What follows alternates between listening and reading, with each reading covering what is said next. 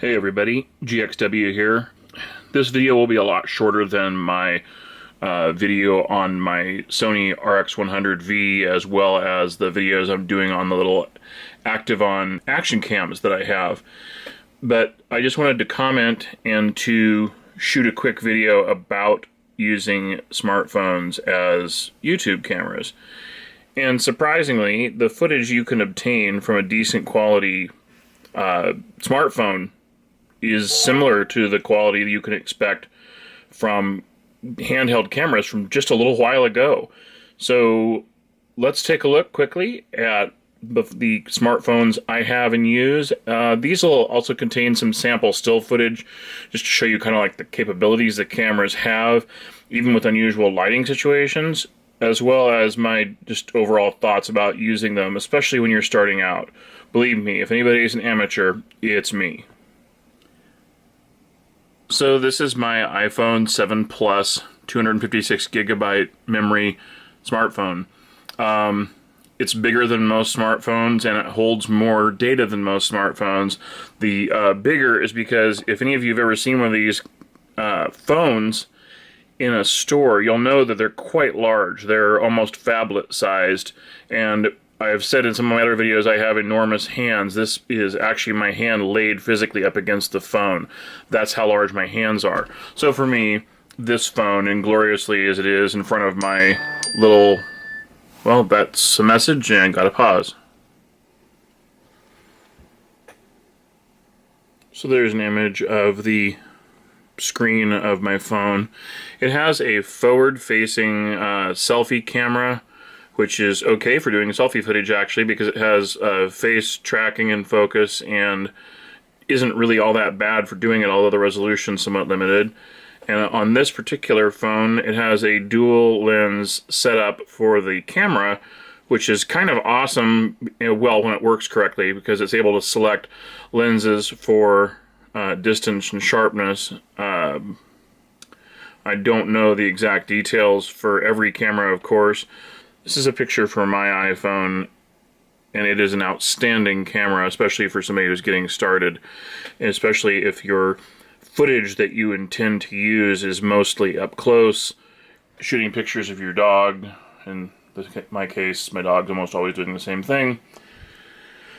Or if you're going to be close enough to your subject where long-distance photography and zoom isn't going to be a regular part of your YouTube channels. The other smartphone that I'm going to take and shoot a quick, just physical overview of is my old phone.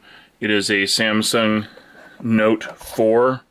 It has a high-quality single-lens camera on the back of it, and beneath it is the flash as well as the pulse oximetry sensor. This camera phone is capable of taking your pulse and measuring the blood oxygen levels that you have, which is kind of a really cool feature. Like the iPhone 7, it takes incredibly good photographs, it takes good video, it has a front-mounted selfie camera, and I already showed you the back-mounted primary camera. The back of this phone comes off. It uses replaceable micro SD cards. The camera in the phone is outstanding, but the photos it takes do take up quite a bit of space, and in the case of this phone, it only had 16 gigs of internal storage. Here's a quick shot of both of these two smartphones next to each other. Physically, there's not a whole lot to say. I mean, they're both, at the time I bought them, they were pretty high-end smartphones. The rest of this video I will shoot primarily as audio, just combined with still. I've kind of come to call my iPhone's camera Old Faithful, and I think that a lot of people who have good smartphones, regardless of what brand, should probably start considering them very seriously when you're really first starting out shooting YouTube videos. I didn't know going into this what the equipment would cost. I didn't know what my ability to purchase any of this would be. I also had no idea whether or not I would need kind of overkill gear to be taken seriously. Hey, look, anybody can do this. You can start with the simplest gear. It seems like everybody has access to a smartphone these days, and they do vary in quality from junky all the way to incredible. But the ability to access, it's almost a given. I mean, it's 2017. You can pick them up online in working order for $20, or even less. I mean, if you need the camera and the ability to record audio, as long as the thing has Wi-Fi or Bluetooth capabilities of any kind, it will work, especially if, like I've said, you're shooting video inside, say, 50 or 100 feet. If you are planning on going any more than 10 feet away from the device, you're going to need a different microphone or audio setup, and I'll cover the audio stuff in a different video. But I mean, just for quick selfie type YouTube videos, or hey, look, I'm going to film my dog running around in circles chasing his tail. In the case of my dog, you know, everybody who's seen his footage, his only thing he's chasing is his dreams. But yeah, your smartphones, especially the newer ones, are overkill for anything shy of long-range, high-zoom, or high frame rate video. And there's a lot of trickery that can be done in the software to improve that stuff as well. So the good stuff about these, from my perspective, and yes, I'm reading off a list here because I'm just not that cool to be able to keep it all in my head. You know, they take remarkably good video and photos. We have very simple interfaces for their options. They do have a good variety of options, but the interfaces are easy to use. In fact, they're designed for using on the touch screen, and the screens on modern phones are so amazing that reviewing footage and rejecting or reshooting is now actually as practical, if not more practical, than it is on this camera, the Sony RX100 V. The screen on that isn't as good as on my iPhone, and it's much smaller, so you can definitely do some quick editing and reshoot, you know, go, no-go type decisions on your phone from that stuff. They have an excellent automatic mode. There's nothing like a smartphone for a quick, oh crap, quick, get a picture of that. I mean, every time there's an incident, whether it's good or bad, if you look around, what are you going to see? It's a million people standing there with their phones out trying to get a clear shot of it. So for a quick draw, gunslinger type event, your phone's amazing in that regard. Well, and it's an underappreciated quality. I mean, your phone's with you, hey, you've got a way to take decent quality video as well as audio right there. If you're already, if you're already a Verizon customer or an AT&T customer or T-Mobile or Ting.com, I mean, you have a plan. Some of these, not Ting, but a lot of these companies offer payment plans for these phones. So if your credit isn't terrible, even though sure it's a 900, what was the new iPhone 10 or iPhone X is like $1,000 to start, but you don't have to pay it all at once. So if you have the ability to pay, say, $30-40 a month, you can actually get a phone that has a whoppingly high capacity and excellent camera, and you could forego getting a dedicated video camera unless your skills or your budget allow you to go, yeah, whatever, I want 3 of everything. But if you have a budget, you can get one from your carrier or from your carrier's authorized retail group for monthly payments, and it may be a valid way of doing it. Another option, especially if you buy one that has an LTE modem in it, you could even use a tablet for taking video. Regarding the tablets, that might be something for another time, a good video comparison between same generation phone and same generation tablet from the same manufacturers to see if there is a significant difference in the camera quality, or if there actually is something cool to be said for having the camera mounted in a screen large enough to do legitimate editing on, especially with an external Bluetooth controlled editor wheel or something to that effect.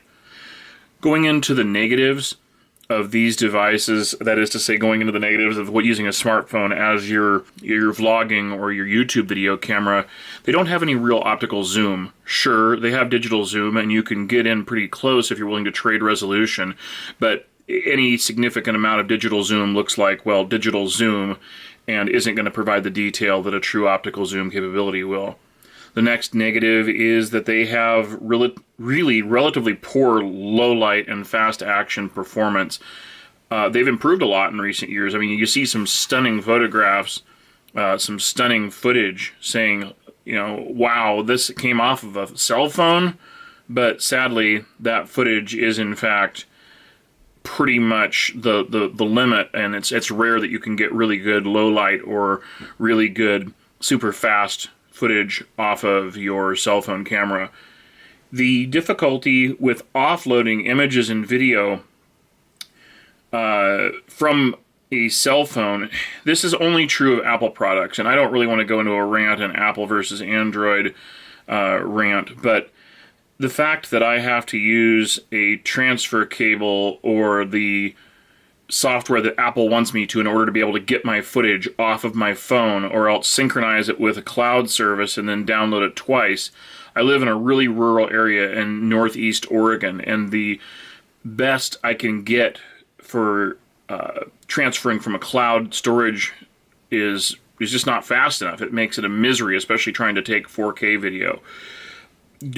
Going back to the options for getting it off, if you have an Android phone, especially an Android phone, this only applies if you have a SD card capable phone, but you can pop the SD card out, put it in your computer or editing device of your choice, transfer the stuff, and then put the card back in just like you would take it out of a camera.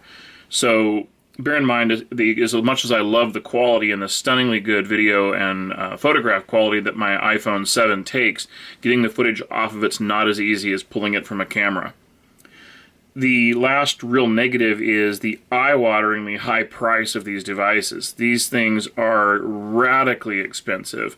If you buy one without it being on your carrier's plan, then you are talking about a very significant outlay of money, at least, $750 to $1,000 to buy one of these things new for one that would compete with a medium price, dedicated camera for doing the job. So bear in mind, if you're not willing to take the payments or to use an older one, you are in fact looking at a very expensive device. So in summary, with a bit of a test going on in the background here, if you have a smartphone that's made any time in the last 4 or 5 years, especially one of the later model Android phones that seem to go out of when the next model comes along, you've got a camera that'll do really well for shooting basic YouTube videos, and even not just basic, even shooting fairly advanced YouTube footage, so long as the range is such that your camera isn't having to struggle with digital zoom in order to get a decent video. So, in conclusion, I wholeheartedly recommend using a smartphone to start out with, and getting an action cam definitely for your, mount this on a car, mount this on your helmet, kind of a thing. If you got older phones, sometimes you can go on eBay and find like a whole lot, 4 or 5, 10 phones for $10 a piece. And even if none of them have working batteries or anything like that, they can often be used in conjunction with either external battery packs, replacement batteries, or just to use them as cameras, and you can get into it pretty cheap. And if you have them that inexpensively, then you could break one on an action shot and sleep well at night. And you probably use your smartphone camera already more than you'll ever use a fixed camera, unless you are a videographer by trade. And you can get accessories, cases. I mean, they make some armor-plated cases for smartphones, scratch-proof, Gorilla Glass protectors, and they have a lot of built-in software and capability. And in the case of Apple's products, they offer some pretty neat software that's free when you purchase their tablets or phones. Again, I hope this kind of gives you some encouragement.